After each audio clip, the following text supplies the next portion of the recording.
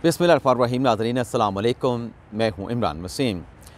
नाज़रीन, प्रोग्राम का आगाज़ तो करेंगे उस एलामिया से, उस सर्कुलर से जो सुप्रीम कोर्ट के पब्लिक रिलेशन ऑफिसर की जानिब से जारी किया गया है, जिसके बाद सोशल मीडिया पे एक कोहराम बरपा है, एक तूफ़ान बरपा है और chief justice of Pakistan justice Qazi Faez Isa के ख़िलाफ़ एक नए प्रोपोगंडे का आगाज़ कर दिया गया है। सबसे पहले तो इस ख़बर की तफसीलात आपके साथ हम शेयर करेंगे, कुछ हक़ाइक़ हैं वो आप नाज़रीन की खिदमत में पेश करेंगे और इस सर्कुलर में, इस एलामिया में कहाँ पे गलती है उसकी निशानदेही भी करेंगे।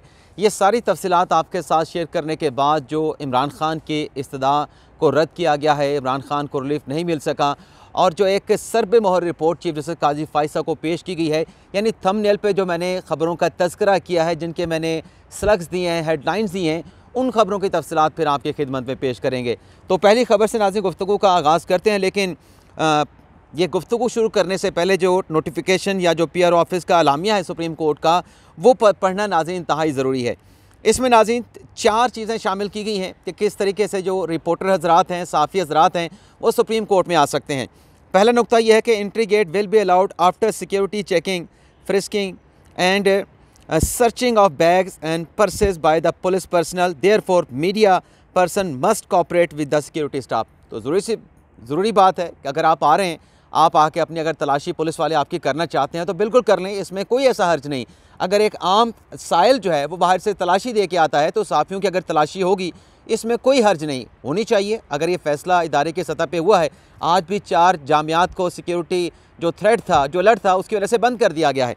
दूसरा नुक्ता नाज़रीन इसमें कहा गया कि no media person will be allowed to record video clip, interview, YouTube programme ETC inside the Supreme Court building. अब ये नाज़रीन सुप्रीम कोर्ट की बिल्डिंग है। इस बिल्डिंग के अंदर जहाँ पे मैं अक्सर वीलॉग करता था, आज मैंने वहाँ पे वीलॉग नहीं किया, आज मैं बाहर ठहर के अपना वीलॉग रिकॉर्ड कर रहा हूँ। इस पे बहुत ज़्यादा शोर किया जा रहा है। अब इसमें नाज़रीन फैक्चुअल अगर हम बात करें कि बंदियाल साहब के दौर में ये पाबंदी लगाई गई थी। मैंने ख़ुद अपने वीलॉग्स में ज़िक्र किया था कि बंदियाल साहब ने हमें सुप्रीम कोर्ट की प्रेमिसेस के अंदर, सुप्रीम कोर्ट की बिल्डिंग के अंदर जो है वो वीलॉग करने से रोक दिया है। बहुत ज़्यादा एहतजाज किया था, लेकिन उस वक्त ये तमाम सहाफ़ी जो आज शोर शराबा कर रहे हैं, चूँकि बंदियाल साहब का दौर था, किसी ने बात नहीं की।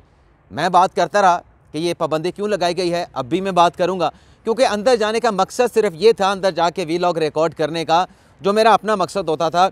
यानी गर्मियों के दिनों में इतनी ज़्यादा बाहर गर्मी होती है, इतनी ज़्यादा हीट होती है कि आपका मोबाइल वो रिकॉर्डिंग ही नहीं कर पाता, वो रिकॉर्डिंग के दौरान बंद हो जाता है, हीट हो जाता है। तो इस वजह से और फिर गर्मी में ठहर के वीलॉग करना, इतनी ज़्यादा गर्मी, पसीने से आप शरबूर हो जाते हैं, तो एक बेहतर माहौल के लिए अंदर जाकर रिकॉर्ड करते थे। आजकल तो सर्दी है, इसमें कोई इतना ज़्यादा इशू नहीं होता, लेकिन गर्मियों के सीज़न में ये ज़रूर इशू होता है कि आप अंदर वीलॉग रिकॉर्ड करते हैं तो ये बाहर वाले जो गर्मी के जो इश्यूज़ होते हैं वो नहीं होते थे, तो इसलिए अंदर जाकर रिकॉर्ड करते थे। तो ये एक चीज़ है और ये माजी में ये कोई नया नहीं हुआ कि आज हमें बिल्डिंग के अंदर वीलॉग करने से रोक दिया गया है। ये बंदियाल साहब के दौर में शुरू हो चुका था, लेकिन बंदियाल साहब के दौर की कोई बात नहीं कर रहा। और बल्कि बंदियाल साहब के दौर में तो यहाँ तक भी हुआ, आज जो एलामिया जारी किया गया उसमें तो कहा गया कि ये जितनी भी सुप्रीम कोर्ट के आगे जगह है, सुप्रीम कोर्ट की 4 दीवारें के अंदर, जहाँ ठहर के आप वीलॉग करें, रिकॉर्ड करें। लेकिन बंदियाल साहब के दौर में यहाँ पर बैठ के रिकॉर्ड करने के ऊपर पूछा जाता था कि ये आपको किसकी इजाज़त है, वहाँ सामने बैठ के रिकॉर्डिंग नहीं करने दी जाती थी। तो हम उनसे क्या कहते थे, हम उनसे फिर जान इस तरह के तरीके से छुड़ाते थे कि अगर यहाँ पे पाबंदी है वीलॉग रिकॉर्ड करने पे, तो आप हमें नोटिफिकेशन दिखा दें, आप हमें सर्कुलर दिखा दें। तो उनके पास कोई नोटिफिकेशन सर्कुलर होता नहीं था। तो आज का जो नोटिफिकेशन जारी किया गया है उसमें यहाँ पे किसी भी सहाफ़ी को वीलॉग करने से नहीं रोका गया। चौथा पॉइंट नाज़रीन इसमें यह कहा गया है, और ये आज नहीं हुआ, ये बरसों से यही इसी तरीके से सहाफ़ियों की सुप्रीम कोर्ट में एंट्री होती है। लेकिन ज़ाहिर सी बात है कि बुक्स काजी फ़ाइसा में बहुत सारी बातें करनी है, आपने तमाम मलबा काजी फ़ाइसा पे डालना है। In case any important, no cell phone will be allowed inside the court, ये पहले भी अलाउ नहीं था। In case any important case hearing where limited space and heightened security warranted, यहाँ बहुत ज़्यादा सख्त सिक्योरिटी दरकार होगी। Exclusive entry for the selected number of the journalist, only 1 person from the each media house will be allowed. यानी हर media से एक रिपोर्टर को, जो जिस केस की समाअत हो रही होगी, जिस कमरे अदालत में, सिर्फ एक इदारे से एक को इंटरव्यू दी जाएगी। ये पहले भी होता था, लेकिन इसमें फ़र्क ये है कि उसमें दूसरा जो सपोर्ट करने वाला जो सहाफ़ी होता था वो अंदर से जाके कागज़ लेके आता था और बाहर आके वो अपने दफ्तर में लिखवा देता, लेकिन ये यहाँ पे शामिल नहीं किया गया क्योंकि काजी फैसल साहब की इंतज़ामिया की तरफ से फ़ैसला किया गया। तो बहुत सारी ऐसी चीज़ें जो मेरे ख्याल से जो पास की तंजीम है सुप्रीम कोर्ट की, उसके साथ अगर बातचीत करके ये चीज़ें तय होती तो ज़्यादा मुनासिब होता, लेकिन तरीक़ाकार यही है। लेकिन उसमें जो इजाज़त होती थी वो ये होता था कि अगर एक साफ़ी अंदर जा रहा है, वो अगर जैसे हम मेरे पास ये नोटिंग पैड है, इस पर आपने नोटिंग की है, तो आप पेज फाड़ के जो आपका साथी रिपोर्टर होता था उस बड़े केस को सपोर्ट करने के लिए, आपकी मामलत करने के लिए आता था, वो पेज लेके बाहर जाता था और वो चैनल पे जाके अपने चैनल पे जाके वो जो नोटिंग होती थी सीनियर रिपोर्टर के जो अंदर बैठा है, वो जाके चैनल को लिखवा देता था कि ये अंदर से रिपोर्ट करके हमें दिया गया है जो हम आपको रिपोर्ट करें। तो ये चीज़ इसमें मिसिंग है, मेरे ख्याल से ये शामिल हो जाएगी। इसके साथ साथ नाज़रीन, इसमें यह भी कहा गया है, अब ये भी बंदयाल साहब के दौर में हो रहा था, जो अगली बात है, other journalist will be accommodated in the alternate court room to observe the proceeding. ये बंदयाल साहब के दौर में भी होता था कि जब बहुत सारे साफ़ी आ जाते थे तो जो कोर्ट रूम नंबर 6 और 7 है वहाँ पे ऑडियो सिस्टम लगा दिया जाता था, वहाँ पे बैठ के साफ़ी रिपोर्ट करते थे, वहाँ से अपने चैनल को बताते थे, टिकर्स देते थे, अपने अखबारात में जाकर रिपोर्ट करते थे। तो इतनी ज़्यादा कोई वेरिएशन नहीं है, बल्कि पाबंदियाँ बंदयाल साहब के दौर में ज़्यादा थीं। अब थोड़ी सी कमी है, लेकिन मेरे ख्याल से जो है उसको भी अगर पास की तंजीम के साथ बातचीत कर ली जाए तो मेरे ख्याल से उन चीज़ों को स्ट्रीमलाइन किया जा सकता है। लेकिन प्रोपेगेंडा जो किया जा रहा है वो मेरे ख्याल फिर माजी का भी आप नाम लें कि बंदयाल साहब ने क्या किया था, आपको यहाँ पर भी रिपोर्टिंग करने से रोका जा रहा था और अंदर भी आपको रोक दिया गया था। अब आ जाते हैं नाज़रीन, जो अदलिया के ख़िलाफ़ जो प्रोपेगेंडा कैंपेन चलाई गई, उस पर एक कमेटी वज़ारत दाखिला ने तश्कील दी थी। आज उस कमेटी के हवाले से जो वज़ीर इत्तलात व नशरियात हैं मुर्तज़ा सोलंकी साहब, उन्होंने प्रेस कॉन्फ्रेंस की है और मुर्तज़ा सोलंकी साहब ने कहा है कि जो कार्रवाई कमेटी ने आगाज़ किया था उसमें सैकड़ों अकाउंट्स की मॉनिटरिंग की गई है, सैकड़ों अकाउंट्स की निशानदेही की गई है जो अदलिया के ख़िलाफ़ प्रोपेगेंडे में इन्वॉल्व थे। उनके ख़िलाफ़ कार्रवाई की जा रही है, उनके ख़िलाफ़ कार्रवाई करेंगे, उनके ख़िलाफ़ कार्रवाई होगी। और फिर जो एडिशनल डायरेक्टर हैं, डायरेक्टर जनरल हैं अपने साइबर क्राइम विंग के, उनकी तरफ से कहा गया, तनबीह दी गई कि जो भी ऐसे अकाउंट्स हैं जिनकी हमने निशानदेही कर ली है, उनको तनबीह करते हैं कि वो इस कैंपेन का हिस्सा ना बने और किसी भी किस्म की कानूनी कार्रवाई के वो आ जाते हैं, किसी भी कार्रवाई में फिर वो उनको शामिल कर लिया जाएगा अगर इस तरह की कैंपेन वो जारी रखते हैं। और कहा गया कि 500 से ज़्यादा अकाउंट्स की हमने निशानदेही की है और अब उनकी हम मॉनिटरिंग कर रहे हैं, उनके खिलाफ कार्रवाई करेंगे। इंतशार फैलाने की इजाज़त नहीं दी जाएगी। सोशल मीडिया को हथियार के तौर पर इस्तेमाल करके रियासती इदारों के खिलाफ प्रोपेगेंडा, इसकी किसी तरीके से इजाज़त नहीं हो सकती। फिर एक सहाफ़ी ने सवाल पूछा कि क्या ये जिन 500 अकाउंट्स की निशानदेही की है इसमें साफ़ियों के नाम भी शामिल हैं? तो इस पर मुर्तज़ा सोलंकी ने कहा कि कानून जो है वो किसी में तखसीस नहीं करता। अगर किसी ने कानून की खिलाफ वर्जी की है, कोई साफ़ी है, कोई आम शहरी है, उसमें किसी किस्म की तखसीस नहीं करता। कानून के मुताबिक जो भी इन्वॉल्व हुआ है सब के खिलाफ कार्रवाई की जाएगी। अब ये जो मुर्तज़ा सोलंकी साहब ने कहा है तो इसका सीधा सीधा मतलब ये है कि जो भी अदलिया के ख़िलाफ़, रियासती इदारों के ख़िलाफ़ प्रोपेगेंडे में इन्वॉल्व हैं उनको कानून के कटहरे में लाया जाएगा, उनकी गिरफ़्तारियाँ की जाएंगी और उनके खिलाफ चालान जो है मुतल्लिका अदालतों में पेश किया जाएगा। तो एक नाज़रीन ये डेवलपमेंट हुई है। इसके अलावा नाज़रीन, जो आज सुप्रीम कोर्ट में फैज़ाबाद धरना केस के हवाले से जो आज मुकदमे की समाअत हुई, chief justice of Pakistan justice Qazi Faez Isa की सरबराही में 3 रुकनी बेंच ने इस केस की समाअत की है। अटॉर्नी जनरल पेश हुए, इलेक्शन कमीशन के हुकाम पेश हुए। इसमें नाज़रीन एक बड़ी डेवलपमेंट हुई है। अब क्या डेवलपमेंट हुई है ये सारी तफसीलात मैं आपकी खिदमत में पेश कर देता हूँ। जब नाज़रीन अदालती कार्रवाई का आगाज़ हुआ तो अटॉर्नी जनरल रोस्टरम पे आए। उनकी तरफ से कहा गया कि हमने 2 मुतफ़र्रिक़ दरख्वास्तें दायर की हैं। काजी फ़ाइसा साहब ने कहा अटॉर्नी जनरल साहब से कि आपने इतने ज़्यादा डॉक्यूमेंट्स जमा करवाए हैं सरबमोहर लिफाफे में कि मैं उसको पढ़ नहीं सका। दरअसल नाज़रीन ये जो डॉक्यूमेंट्स थे ये अटॉर्नी जनरल ने जमा नहीं कराए थे, ये इलेक्शन कमीशन की जानिब से रिपोर्ट जमा करवाई गई थी। अब ये किस हवाले से रिपोर्ट है ये आगे तमाम तफसीलात आएंगी।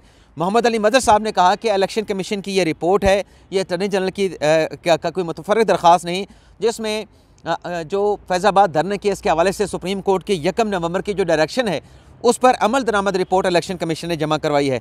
अटॉर्नी जनरल ने कहा कि हमने 2 मुतफ़र्रिक़ दरख्वास्तें दोबारा से कहा कि हमने दायर की हैं। काजी फ़ाइसा साहब ने कहा कि क्या ये फैज़ाबाद धरना केस वाला केस है? फिर काजी फ़ाइसा साहब ने कहा कि ये तो आपका अपना मामला है, अगर आपने इंक्वायरी कमीशन तश्कील दिया है तो उसको तौसीक़ करनी है, नहीं करनी, इसका हमारे से क्या ताल्लुक़ है, यह आपका अपना मामला है। और फिर काजी फ़ाइसा ने पूछा कि क्या जो इंक्वायरी कमीशन है उसकी रिपोर्ट आ चुकी है? तो उस पर अटॉर्नी जनरल साहब ने कहा कि रिपोर्ट तो अभी तैयार होनी है। इब्तदाई तौर पे उनको 2 माह का वक्त दिया गया था, लेकिन वह मियाद ख़त्म हो चुकी है। तो अब हमें मज़ीद 1 माह की एक्सटेंशन चाहिए। तो काजी फैसल ने पूछा कि कब उसकी मियाद ख़त्म होगी, तो इस पर अटॉर्नी जनरल ने कहा कि मियाद ख़त्म हो चुकी है और 14 फरवरी तक हमने उसको मज़ीद अपनी इंक्वायरी मुकम्मल करने की हमने उसको एक्सटेंशन दे दी है, लेकिन अदालत की इंडोर्समेंट भी ज़रूरी है। तो काजी फैसल साहब ने कहा कि आप करें, आपने जो करना है, आपका अपना कमीशन है। तो इलेक्शन कमीशन ने से पूछा गया कि जो इलेक्शन कमीशन ने रिपोर्ट जमा कराई थी, कोई 5 मुख्तलिफ वॉल्यूम्स थे, तो इस पर अटॉर्नी जनरल ने काजी फैसल ने पूछा कि क्या ये खुफिया रिपोर्ट है इलेक्शन कमीशन की। तो इलेक्शन कमीशन ने कहा कि नहीं, ये खुफिया रिपोर्ट नहीं है। और इलेक्शन कमीशन ने कहा कि दरअसल आपकी डायरेक्शन थी TLP के हवाले से, वो डायरेक्शन पे हमने अमल दरामद करके फ़ाइनल रिपोर्ट हमने जमा करा दी है। आपका 1 नवंबर का ऑर्डर था जो हमने कंप्लाई विद कर दिया है।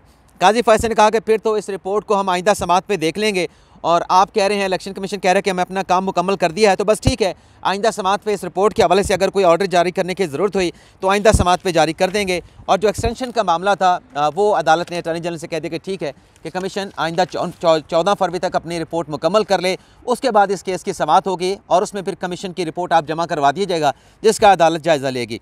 इसके बाद आ जाते हैं नाज़रीन, जो इमरान खान साहब के रिलीफ की इस्तदा मुस्तरद कर दी गई। ये नाज़रीन केस था जो नैब के 2 केसेस हैं इमरान खान के ख़िलाफ़, तोशा खाना का 190 मिलियन पाउंड केस का, उसमें जो जेल ट्रायल है उसको चैलेंज किया गया था इमरान खान की तरफ से इस्लामाबाद हाई कोर्ट में। इस्लामाबाद हाई कोर्ट में आज chief justice Aamer Farooq justice Tariq Mehmood Jahangiri साहब ने इस केस की समाअत की है। शोएब शाहीन साहब पेश हुए। वैसे तो इस केस में जो पटिशन दायर करने वाले थे, अपील दायर करने वाले वकील थे, वो लतीफ़ खोसा साहब थे, लेकिन लतीफ़ खोसा साहब तो अब लाहौर में अपनी इलेक्शन कैंपेन में मसरूफ़ थे। तो शोएब शाहीन साहब ने यहाँ पे इमरान खान साहब की नुमाइंदगी की। चीफ जस्टिस कादी फैसल ने कहा कि बेहतर है कि जो ट्रायल में नकाइस हैं तो उनको अभी दुरुस्त कर लें। वकील ने कहा, इमरान खान साहब के वकील ने, कि रोज़ाना की बुनियाद पर इस केस का ट्रायल चल रहा है, 11 गवाहों के इन दोनों केसेस में बयान रिकॉर्ड हो चुके हैं, तो आप हुक्म इम्तना जारी कर दें। तो चीफ जस्टिस आमिर फ़ारूक ने कहा कि अभी तो ट्रायल मुकम्मल नहीं हुआ, आइंदा समात पे आपके हुक्म इम्तना की दरख्वास्त को भी देख लेंगे।